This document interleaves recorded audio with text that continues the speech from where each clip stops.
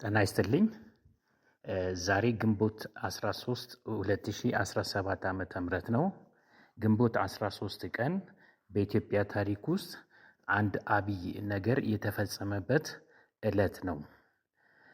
በታሪክ የምታውቁትም ሆነ በወቅቱ የደረሰችሁባቸው ካላችሁ የኢህአዴግ መንግስት ከመምጣቱ በፊት ኢትዮጵያ ለ17 ዓመታት ያህል ሲመራ የነበረው በተለምዶ አባባል ደርግ እያልን የምንጠራው ነገር ግን እውነታው ያ ሳይሆን መጀመሪያ ቀዳማዊ ኃይለ ሥላሴ ከስልጣን በወረዱበት ወቅት ለመውረዳቸው ምክንያት ከሆኑት ምክንያቶች አንዱ ወታደሩ የደሞዝ ጭማሪ መጠየቁ፣ የተለያዩ አመጾች፣ ሾፌሮች፣ የታክሲ ሾፌሮች፣ አውቶቡሶች፣ መምህራን የመሳሰሉ ተማሪዎች አድማ ማድረግ መጀመራቸውና በዚሁ አድማ ላይ ከተካፋይ ከነበሩት አንዱና የራሳቸውን ጥያቄ ካነሱት መካከል መከላከያ ወይም ወታደሩ ክፍል ስለነበረ ከየክፍለ ጦሩ ወኪሎች እየተላኩ አዲስ አበባ መጥተው የደሞዝ ጭማሪ እንዲጠይቁ ተደርጎ ነበረ። በዚህም ሰዓት እነ ኮሎኔል መንግስቱ ኃይለማርያም በወቅቱ ሻለቃ ነበሩ እና ሌሎችም ጓዶቻቸው ሆነው ከሐረር 3ኛ ክፍለ ጦር ለደሞዝ ጭማሪ ጥያቄ እንዲያቀርቡ ተወክለው ወደ አዲስ አበባ የመጡ ነበሩ። ነገር ግን እነዚህ የመጡ ሰዎች ወይም ወታደሮች ተሰባስበው ደሞዝ መጠየቅ ብቻ ሳይሆን በወቅቱ እየተጋጋለ የመጣውና በ66 ዓመተ ምህረት በሀገራችን ተከስቶ የነበረው ረሃብ በተለይ ዲምቢልቢ የተባለ እንግሊዛዊ ጋዜጠኛ በሰሜን ኢትዮጵያ ተከስቶ የነበረውን ረሃብ ዘግናኝ ምስሎችን ቀርጾ በቢቢሲ እንዲሰራጭ በማድረጉና ይህንን ጮማ ወሬ ያገኙ ሌሎቹ መሰል ሚዲያዎችም ይህንን ዜና እያራገቡት ኢትዮጵያና ረሃብ አንድ እስኪመስል ድረስና እንዲሁም ኢትዮጵያ ማለት ረሃብ ማለት እንደሆነ በወቅቱ ዲክሽነሪ ላይ ሁሉ እስከ መጻፍ የሚደርስበትን ሁኔታ እንዲከሰት ተደርጎ ነበረ። ይህ ማለት ለምሳሌ በአሁኑ ሰዓት የመን፣ ሊቢያ፣ ሶሪያ የመሳሰሉ ሀገሮች ሲጠሩልን ውስጣችን የሚመጣው የፈራረሰ የወደመ ሀገር እንደሆነ ነው የምናስበው። ይህ የተቀረጸ በውስጣችን እነዚህ ሚዲያዎች ነጋ ጠባ በሚነግሩን ዜናዎች ታከው ነው። ልክ አሁን ዩክሬንም ስንል ዩክሬን እንደወደመች፣ እንደተጎዳች፣ እንደተጎሳቆለች፣ እንደተበደለች አድርገን እንድናስብ ተደርጎ ዜናዎች ይዘገቡልናል እንጂ በተለይ አሜሪካና የአውሮፓ በተለይ የኔቶ ሀገራት ትብብር በዩክሬን እጅ ሩሲያ ላይ እየደረሰ የነበረው ጉዳትና የደረሰው ጉዳትና ውድመት ሲዘገብ አንመለከትም። ስለዚህ ራሽያ ሁልጊዜ ጉልበተኛ፣ ኃይለኛ፣ ምንም ያልሆነች እስኪመስለን ድረስ የእሷ ነገር ችላ ተብሎ የዩክሬን ግን ጉዳትና እያንዳንዷ ነገር ክስተት ሁሉ እንዲሁ እየተዘገበ ይነገረናል። ኢራን ስንባል ጉልበተኛ፣ አመፀኛ፣ እምቢባይ እና አክራሪ የሆነች በቃ ህግ የማይገዛት አልባና በቃ በጉልበቴ መኖር ይችላል የምትል ሀገር እስክትመስለን ድረስ እንደዛ አድርገው ሚዲያዎች ቀርጸውልናል። ልክ በዚህ መንገድ ነው የዛን ጊዜም ኢትዮጵያና ረሃብን እንዲህ አዋህደውት ልክ ሌሎችን ሀገሮች በምንመለከተው ኢሜጅ የዛን ጊዜም የነበረው የዓለም ህዝብ ነጋ ጠባ ኢትዮጵያና ረሃብ፣ ኢትዮጵያና ረሃብ፣ ኢትዮጵያና ረሃብ ቪዲዮቹን ሲያይ ኢትዮጵያ ማለት ምግብ የሌለባት የረሃብ ሀገር፣ የሰው ልጅ እያለቀባት ያለች ሀገር፣ እጅግ በጣም የምድራችን ሲኦል የሆነች ሀገር እንድትሆን አድርገው እንዲያስቡ እንዲያምኑ የማድረጉን ስራ ያኔ ተሰርቶ ነበር እና ይህ ሁኔታዎች ተደማምረውና በሀገር ውስጥ የነበረው እንቅስቃሴም እየተጋጋለ ሲመጣም በዛን ሰዓት ይህ የተሰባሰበው የጦር ኃይል እንግዲህ በሌላ ቪዲዮ የምገልጽላችሁ ነገር ይሆናል። ብቻ ለማንኛውም ይህ ወታደራዊ ኃይል ወደ ስልጣን መጥቶ መስከረም 2 ቀን 1967 ዓመተ ምህረት ንጉሱን ከስልጣን በማውረድ እና ደርግ ወይም ኮሚቴ የሚባል ደርግ የመጣው ስሙ ከግዕዝ ነው። ኮሚቴ እንደምንለው አይነት ስብስብ እንደማለት ነው። ስለዚህ ይህንን ስያሜ በመያዝ ወታደራዊ አስተዳደር ደርግ ተቋቋመ እና ሀገሪቷን መምራት ጀመረ። ከዚህ በኋላ ይህ መንግስት አዲስ የመጣው ወታደራዊ መንግስት ምን አይነት ርዕዮተ ዓለም እንደሚከተል ምን እንደሚያስብ ምን እንደሚሰራም አቅዶ ተዘጋጅቶ የመጣ ለስልጣን ተዘጋጅቶ የተሰባሰበ ኃይል አልነበረም። በወቅቱ ሀገሮች የዓለማችን ሀገሮች በሶቪየት ህብረት ዛሬ የፈራረሰችው ሶቪየት ሳትሆን የዛን ጊዜ ሶቪየት ማለት የዛሬዎቹ አርሜኒያ፣ አዘርባይጃን፣ ቤላሩስ፣ ኢስቶኒያ፣ ጆርጂያ፣ ካዛኪስታን፣ ክሪጊስታን፣ ላቲቪያ፣ ሊቱዌኒያ፣ ሞልዶቫ፣ ሩሲያ፣ ታጂኪስታን፣ ቱርክሜኒስታን እና ኡዝቤኪስታንን በድምሩ 15 ሀገራት ተባብረው ዩናይትድ ሶቪየት ሶሻሊስት ሪፐብሊክ የተባለው ዩኤስኤስአር የሚባል መንግስት መስርተው ከምዕራባውያን ጋር በአሜሪካ መሪነት እና በአውሮፓውያንም ህብረት የተመሰረተው የኢምፔሪያሊስቶች ወይም ደግሞ የምዕራባውያን ግሩፕ ጋር የተፋጠጡበትና ሀገሮች በተለይ ደሃ ሀገሮች ወይ ከአሜሪካ ወገን ወይ ደግሞ ከሶቪየት ህብረት ጋር መወገን ይገባቸው የነበረበት ወቅት የነበረና የግድ እርዳታም ለማግኘት ሆነ ለመጠቃትም የሚያጋልጥ ጉዳይ ስለነበረ ደርግ ይህንን ሁኔታ እንኳን ሳይረዳ ነበር ሀገር መምራት የጀመረውና መስከረም ላይ ንጉሱን ከስልጣን አውርዶ ከሁለት ወር በኋላ ህዳር ላይ እድገት በህብረት ዘመቻ በማለት ኢትዮጵያ ሀገራችን ማደግ አለባት የሚል መንገድ ይዞ የጀመረው። ነገር ግን ያለው ሁኔታ እንደማያዋጣ ሲያውቅና የዓለም የፖለቲካ ሁኔታ ሲገባው ታህሳስ ላይ ሶሻሊስት ርዕዮተ ዓለምን እንደሚከተል ያወጀ መንግስት ነበር።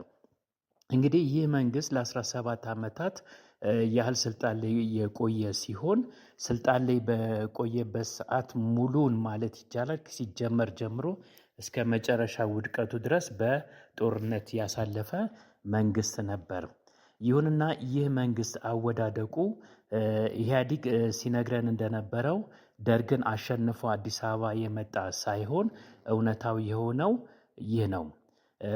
ኮሎኔል መንግስቱ ጫናዎች እየበዙባቸው እንዲሁም የጦር አዛዦቻቸው በገንዘብ እየተደለሉ ለኢህአዴግ እያደሩ ጦሩን በተለይ ከ81 ዓመተ ምህረት ጀምሮ መፈንቅለ መንግስት እስከ ማድረግ የደረሰ አመፅና የተከፈለ ከስራቸው የሚታገላቸው ኃይል ስውር እጅ እያስቸገራቸውና ፍላጎታቸው እየተሳካ እንዳልሆነ በሚረዱበት ሰዓትና የ81ዱ መፈንቅለ መንግስት ያደረጉትንም በመግደላቸው ምክንያት ብዙ ሊተኩ የማይችሉ ብዙ እውቀትና ልምድና ለሀገርም እጅግ ሊጠቅሙ የሚችሉ በቀላሉ የማይተኩ ወታደራዊ መኮንኖች በማለቃቸው ምክንያት ይህ ለጦሩ ለራሱ ትልቅ ጉዳት ነበረም። ከዛም በኋላ ያሉት ደግሞ የተረፉትም በስውር ለጠላት እያደሩና በገንዘብ እየተገዙ ወታደሩን ወደ ማስመታት ማስጠቃትና እንዲሸነፍ የማድረግ አዝማሚያዎችን እያደረጉ እንደሆነ ሲያውቁ ስልጣን ከመልቀቃቸው በፊት አርብ ቀን ስራ እንዲዘጋ ተደርጎ በጣም ረጅም ለሆነ ሰዓት ያለውን ችግራቸውን በሙሉ ንግግር አድርገው ነበር እና በዚህም ንግግራቸው ተስፋ ቆርጠው እንደነበረ በትክክል የሚያሳውቅ ያልተረዳ ነው። በወቅቱ የነበረው ሰው ያልገባውን ንግግር ነበረ። ከንግግሮቹን አይቻቸዋለሁ። በመሬትም በአየርም አንዳንዶቹ ተጠግቻቸዋለሁ፣ አንዳንዶቹን ወጥቼባቸዋለሁ። እዛ ላይ ይዛችሁ የወጣችሁት በርፍና ታንክና ምናምን በአንድ አጋጣሚና ሁኔታ ወይ ቀን ወይ ሌሊት ጠላት ሲያጠቃጥላችሁ ነው የምትመለሱት። ስለዚህ ፓርቲያችንና መንግስታችን ሁለታችሁንም ነው የሚያስታጥቀው። ይሄን ታውቁ የለም? አብዮቱ ሲጀመር ሻዕቢያ የሻምበል አቋም ነበራት እና የመቶ ተራ ድብልቅልቅ ያለ መሳሪያ ይዛ ስታበቃ ነበረ ወራ የምታራምደው። ያን ጊዜ እዚህ በተከፋፈልና ኢህአፓ ባሽበደመደው ደካማ ሰራዊት መካከል ጥቂት ሰው ይዛ ስታበቃ ከፍተኛ ሽብር ትነዛ ነበረ። እኛ አብዮቱን ስንጀምር ሻለቃ ስትል ብርጌድ ስትል ዛሬ በክፍለ ጦርና ብሎም በሜካናይዝ ማነው ይህን ሁሉ ያስታጠቀው? በማን መሳሪያ ነው የምንሞተው ያላችሁ እንደሆነ እና እኛ በሰጠነው አይደለም እንዴ? እንዲህ አይነት ትግል ነው የገጠመን። ኮሎኔል መንግስቱ ጦሩ በዛ አይነት ደረጃ ላይ መድረሱንና በሙሉ ወኔ እንደ ቀድሞ እየተዋጋ አለመሆኑን ባወቁበት ሰዓትና ተስፋ በቆረጡበት ሰዓት ግንባር ድረስ በመገኘት ከወታደሩ ጋር ይህንን መሰል ውይይት ካደረጉ በኋላ በስተመጨረሻ ላይ ነገሮች እየተካረሩ መምጣታቸውና ወደ ብቻቸውን እየቀሩ መሆናቸውን ሲረዱ ከወሰዱት እርምጃ መካከል አንዱ ስልጣናቸውን ለቆ ከሀገር ጥሎ መሸሽ ነበር። በዚህም ምክንያት ግንቦት 13 ቀን 1983 ዓመተ ምህረት ማክሰኞ ቀን ላይ ይህ ዜና የአያሌ ኢትዮጵያውያንን ሕይወት መጥፋትና ከኑሮ መፈናቀል ያስከተለ ሁኔታ እንዲለወጥ በልዩ ልዩ መልክ ጥረት ሲደረግ ቆይቷል። ሆኖም ችግሩ አልተቃለለም። ይልቁንም ወደ ባሰ ደረጃ እየተሸጋገረ በመሄድ ላይ ይገኛል። ስለዚህ ደም መፋሰስ እንዲቆምና ሰላምም እንዲሰፍን በልዩ ልዩ ወገኖች የአገሪቱ ፕሬዝዳንት ከስልጣን መውረዳቸው እንደሚበጅ የታመነበት ስለሆነ ይህንኑ በማመዛዘን ፕሬዝዳንት መንግስቱ ኃይለማርያም በዛሬው ዕለት ከስልጣን ወርደው ከኢትዮጵያ ውጪ ሄደዋል። ፕሬዝዳንቱ ከስልጣን በመውረድ አገር ለቀው በመሄዳቸው የሪፑብሊኩ ምክትል ፕሬዝዳንት ሌፍትናንት ጀነራል ተስፋዬ ገብረኪዳን ተክተው ይሰራሉ። ይህ ዜና ድንገት ሲሰማ በወቅቱ የኢትዮጵያ ሕዝብ እጅግ በጣም ደንግጧል። እንዲሁም የውጭ ዜናዎችም ይህንኑ ዜና እየተቀባበሉ እንዲህ በመሰለ መልኩ እየዘገቡት ነበር። Now to the African nation of Ethiopia. To the question of whether there is any relief from its twin burdens of famine and civil war following the departure yesterday of President Mengistu Haile Mariam. ከዚህ በኋላ የኮሎኔል መንግስቱ በቃ እንደማይመለሱ እርግጠኛ ሲኮንና ዚምባብዌ እንደገቡ ሲታወቅ ህዝቡ ተስፋ ወደ መቁረጥና ምን ሊመጣ ይችል ይሆን በሚል ግራ መጋባት ውስጥ ገባ። ግማሹም ስንቅና አስፈላጊ ነገሮችን ወደ መሸማመት ዘመቻው ተደረገ እና እሳቸው ከወረዱ በኋላ የተቋቋመው መንግስት ላይ ከጠቅላይ ሚኒስትሩና ከጊዜያዊ ፕሬዚዳንቱ ጀምሮ አራቱ ሰዎች ተስፋዬ ስለነበር ስማቸው የተስፋዬዎች መንግስት ይባል የነበረ መንግስት ተመስርቶ እንደነበረ ብዙዎቻችን ልብ ባንለውም በወቅቱ አንዳንዶች ይተርቡት ነበር። እነዚህም የመንግስት ባለስልጣን ስም ዝርዝራቸው ኮሎኔል መንግስቱ ወደ ሐራሬ ከነጎዱ በኋላ በእግራቸው የተተካው የ7 ቀናት መንግሥት የተስፋዬዎች መንግሥት የሚል አሽሙራዊ ስያሜ ተበጅቶለት ነበረ። የዚህ አግቦ ዋነኛው ምክንያት ተስፋዬ ገብረ ኪዳን ተጠባባቂ ፕሬዝዳንት፣ ተስፋዬ ድንቃ ጠቅላይ ሚኒስትር፣ ተስፋዬ ወልደ ሥላሴ የአገር ውስጥ ጉዳይ ሚኒስትር፣ ተስፋዬ ታደሰ የውጭ ጉዳይ ሚኒስትር ሆነው በመሾማቸው ነበረ የተስፋዬዎች መንግሥት የተባለው።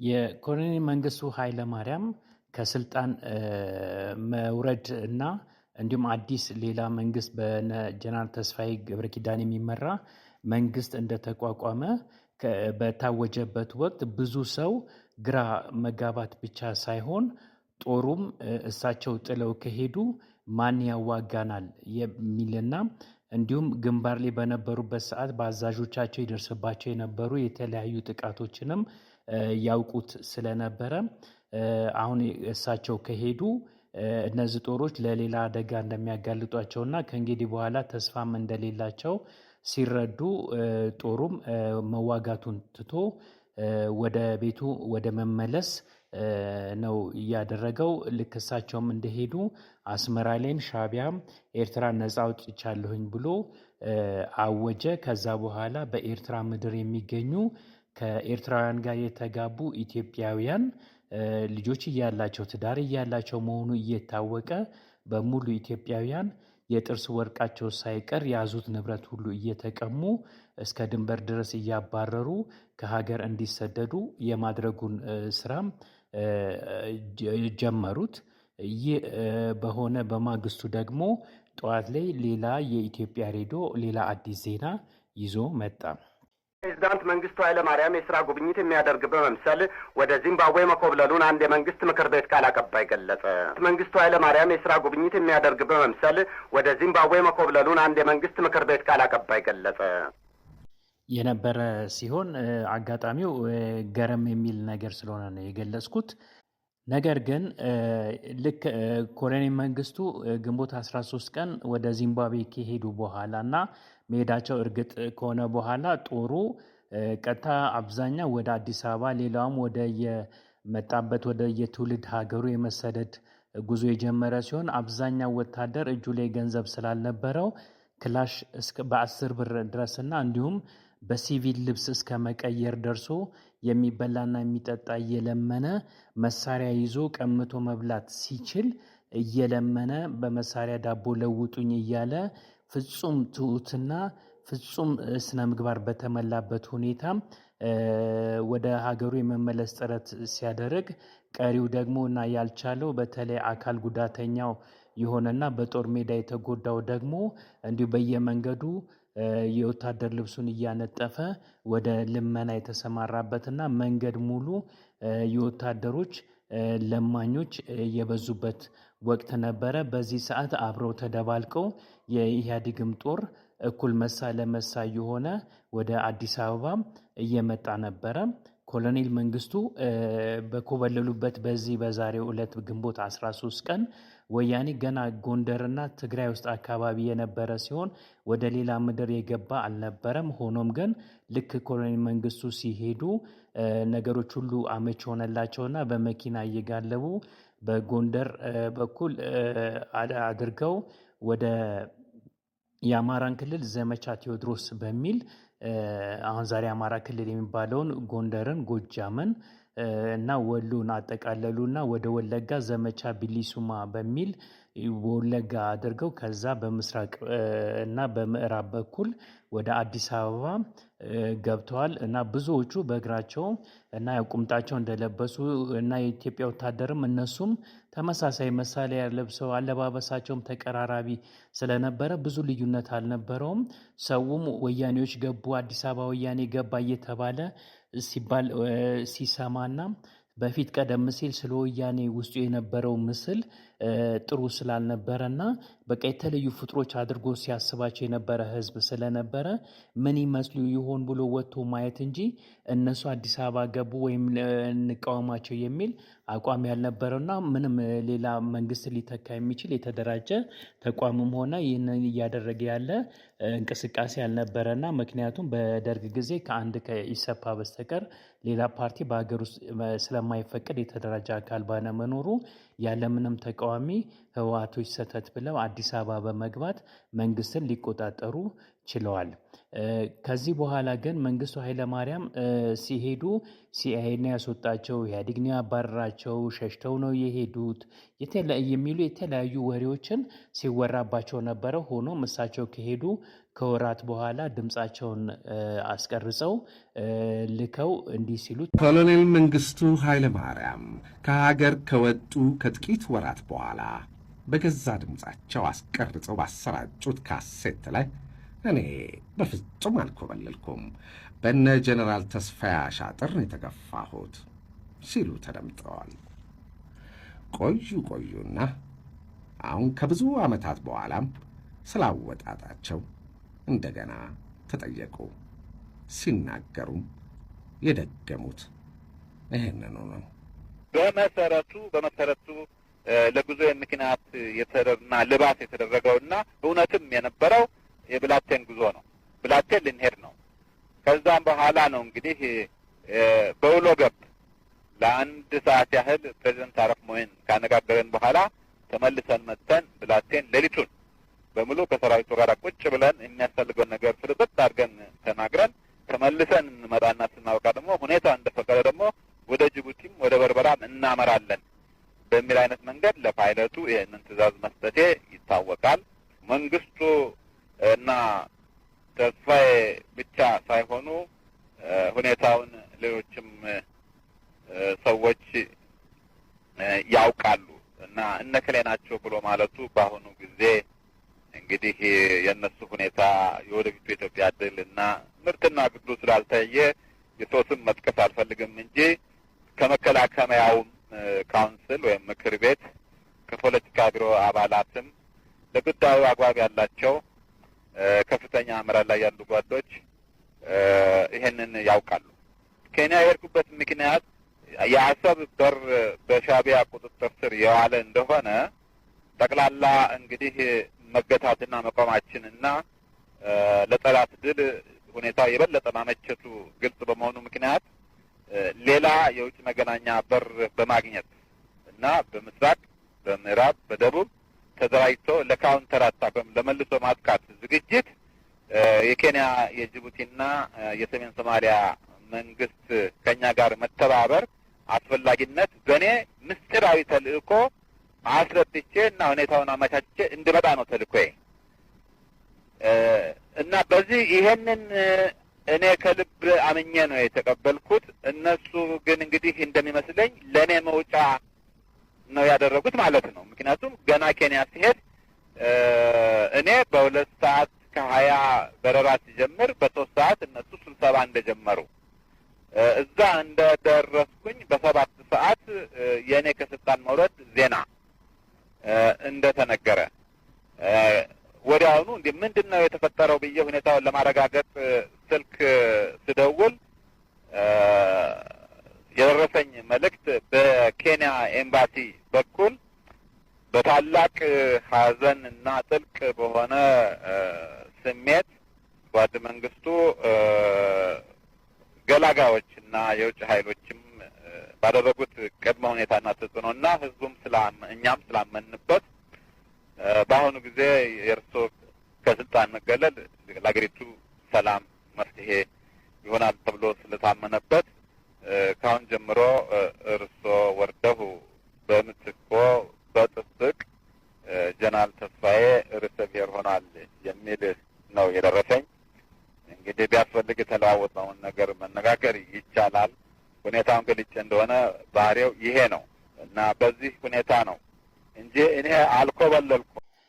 እንግዲህ ኮሎኔል መንግስቱ ወደውም ይሁን ሳይወዱ ይችን ሀገር ጥለው ሄደዋል። ሲታገሉ የነበሩት ግን እኛን በብሔር ለሚከፋፍሉን እየመጡ የነበሩ ኤርትራ እንድትገነጠል እንዲሁም ትግራይ እንዲገነጠል የሚሰራ ህወሓት ህዝባዊ ወያኔ ሓርነት ትግራይ ወይም ደግሞ የትግራይ ነጻ አውጪ ድርጅትን ለመታገል ኢትዮጵያ እንዳትበታተን አንድነቷ ተጠብቆ እንድትኖር ሲታገሉ የነበሩ ነገር ግን እስከተወሰነ ጊዜ ህዝቡ በወኔ ሲደግፋቸው የነበረ በኋላ ግን ወያኔዎችና በተለይ እነ ወያኔና እነ ሻዕቢያን ጀብሃን ታህትን የመሳሰሉ እነ ኦነግን እነ ኦኤልኤፍን የመሳሰሉ ነጻ አውጪ ነን በሚል ኢትዮጵያን እየወጉ ያሉ ድርጅቶችን እያስተማረች እያሰለጠነች እያስታጠቀች የመንግስታችንን ስታስወጋ የነበረችው ግብጽ የኢትዮጵያን መፈራረስ እውን ለማድረግ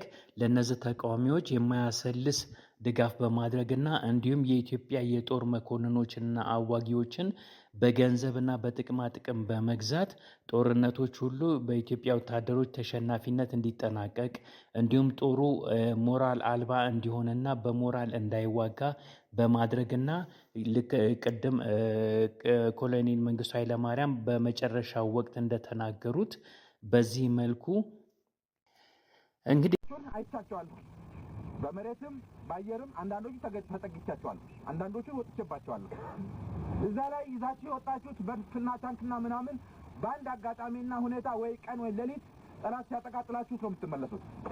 ስለዚህ ፓርቲያችንና መንግስታችን ሁለታችሁንም ነው የሚያስታጥቀው። ይህን ታውቁ የለም? አብዮቱ ሲጀመር ሻዕቢያ የሻምበል አቋም ነበራት እና የመቶ ተራ ድብልቅልቅ ያለ መሳሪያ ይዛ ስታበቃ ነበረ ወራ የምታራምደው። ያን ጊዜ እዚህ በተከፋፈልና ኢህአፓ ባሽበደመደው ደካማ ሰራዊት መካከል ጥቂት ሰው ይዛ ስታበቃ ከፍተኛ ሽብር ስነዛ ነበረ። እኛ አብዮቱን ስንጀምር ሻለቃ ስትል ብርጌድ ስትል ዛሬ በክፍለ ጦርና ብሎም በሜካናይ ማነው ይህን ሁሉ ያስታጠቀው? በማን መሳሪያ ነው የምንሞተው ያላችሁ እንደሆነ እና እኛ በሰጠ ነው አይደለም እንዴ? እንዲህ አይነት ትግል ነው የገጠመን። ይሁን እንጂ ይህ ኮሎኔል መንግስቱ የሰጡት ምላሽን እንደ ምላሽ ህዝቡ ይዞት የቆየ ቢሆንም ነገር ግን የእሳቸው ምክትሎችና አብረዋቸው የነበሩ ምክትል ፕሬዚዳንታቸው የነበሩ እነ ሻለቃ ፍስሐ እንዲሁም ጠቅላይ ሚኒስትር የነበሩት እነ ፍቅረ ስላሴ ወግደረስ እና ሌሎችም በየራሳቸው የተለያዩ በዘመኑ የነበረውን ስለ አቤቱ እና ስለነበራቸው ተሳትፎና በጊዜው ስለተከሰቱ ሁኔታዎች ብዙ መጽሐፍቶች ተጽፈዋል። በእነዚህም መጽሐፍቶች ላይ ኮሎኔል መንግስቱ ሆነ ብለው ተዘጋጅተው እንደሄዱ አድርገው ነበር የጻፉት። ኮሎኔል መንግስቱ ግን አሁን ቀደም ብለን ባዳመጥነው መልሳቸው እንዳልኮበለሉና ድንገት በሴራ እንደሄዱ እና ከስልጣን መውረዳቸው እንደተነገራቸው ናይሮቢ ላይ ይህንን ሲሰሙ አማራጭ ወደ ዚምባብዌ እንደሄዱ ነበር የነገሩን። ሆኖም ግን ዛሬ በ2017 ዓመተ ምህረት ከ34 ዓመታት በኋላም በተደረገላቸው ቃለ መጠይቅና ስደተኛው መሪ በሚለው መጽሐፍ ላይ እንደተገለጸው ምላሻቸው ይህ ሆኗል። ስለ እኔ ከሀገር መውጣት የኢትዮጵያ ሕዝብ ብዙ አውርቷል። እኔ በደንብ አድርጌ ተሰናብቼ ነው የወጣሁት። ደህና ዋሉ ነው ያልኳቸው። ምንም ስውርና ድብቅ ነገር የለውም። ብላቴን ሄዱ ምናምን ብሎ ነገር የለም። እውነት ነው፣ ብላቴን እሄዳለሁ ብያለሁ። ኬንያ ወይም ዚምባብዌ እሄዳለሁ ግን አልልም። እውነቱ ይህ ነው። ይህንን የተናገሩት ኮሎኔል መንግስቱ ኃይለማርያም ናቸው። ከ34 ዓመታት በኋላ እውነቱ ይህ ነው ብለው ተናግረዋል። ቤታቸው ድረስ ሄዶ ቃለመጠይቅም አድርጎላቸው የስደተኛው መሪ ትረካዎች የሚል መጽሐፍ ላሳተመው ይታገሱ ጌትነት ከ34 ዓመታት በፊት በዛሬዋ ቀን አገር ጥለው የወጡበትን ታሪክ እውነቱ ይሄ ነው ብለው ተናግረውታል። ከ30 ዓመታት በላይ በእንቆቅልሽ መልክ ሲነገር የነበረውን ሲአይኤ ነው ያስወጣቸው፣ ኢህአዴግ ተደራድሮ ነው የለቀቃቸው፣ የአሜሪካ ሴራ እንጂ እሱስ ሀገር ትቶ አይሄድም እያሉ ሲከራከሩላቸው የኖሩትን ሁሉ ጸጥ የሚያደርገውን ነገር ተናግረዋል። ይህ ብቻ ሳይሆን እሳቸውም እስከ ዛሬ የተናገሩት ሁሉ ውሸት እንደነበር፣ ይልቁንም ስላወጣጣቸው ጓዶቻቸው የጻፉት ባልደረቦቻቸው የተናገሩት ሁሉ ትክክል እንደነበር የሚያረጋግጥም ነው። እንግዲህ እዚህ ደረጃ ላይ የደረሰን ወታደር ግንባር ሄደው እንዲህ ሐቁንና ብሶታቸውን ከተናገሩ ካሳወቁ በኋላ ይህንን ጦር ይዞ ለማሸነፍና ሀሳባቸውን ለማሳካት ይህ ሀገርን ለመከፋፈል፣ ሀገርን ለመገነጣጠል፣ ህዝቦችን በብሔርና በቋንቋ ከፋፍሎ ሀገርን በቋንቋ ላይ በተመሰረተ ድንበር አድርጎ አንዱን ከአንዱ እያባሉ ተዋልዶ ተጋብቶ ተጋግዞ አብሮ የሚኖረውን ህዝብ የመለያየትን ሴራ ሰንቆ የመጣውን ወያኔ ለስልጣን ለማብቃት ግብፅ ይህንን እጅ ተጠቅማ ወያኔ ምንም የማያውቅ እና ምንም አይነት እውቀት የሌለው ገና ከልጅነታቸው ጀምሮ ጦር ሜዳ ሄዶ ከመተኮስና ጠላታቸውን ከመግደል ውጭና በሀሳብ ልዕልና የማይገዙ ሁልጊዜ በመግደል ላይ ብቻ የተመሰረተ ርዕዮተ ዓለም ተከትለው የመጡ ነፃ አውጪ የተባሉ ሰዎች የትግራይ ነፃ አውጪ ድርጅት የሚል ስማቸውን እንኳን ሳይቀይሩ የኢትዮጵያን መንግስት ይዘው ለ27 ዓመታት እንዲመሩ አድርገዋቸዋል። በስተመጨረሻም የሆነው ሆኗል። ይሁንና በዛሬው ዕለት እንግዲህ ኮሎኔል መንግስቱ ኃይለማርያም በዚህ መልኩ ከስልጣናቸውን የለቀቁባት ዕለት ነበረች።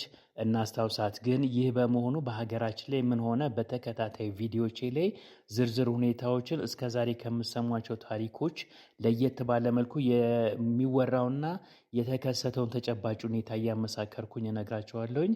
ተከታተሉኝ። እስካሁን ስለተከታተሉኝ ከልብ አመሰግናለሁኝ። ይህ መልእክት ለሌሎች እንዲደርስ ደግሞ ምንም የማይጎዳዎትን ላይክ፣ ሼር እና ሰብስክራይብ ቢያደርጉ ምንም ችግር የለውም እና ይህን ስለሚያደርጉም ከልብ አመሰግናለሁኝ። እግዚአብሔር ይስጥልን። ቸር ያገናኘን።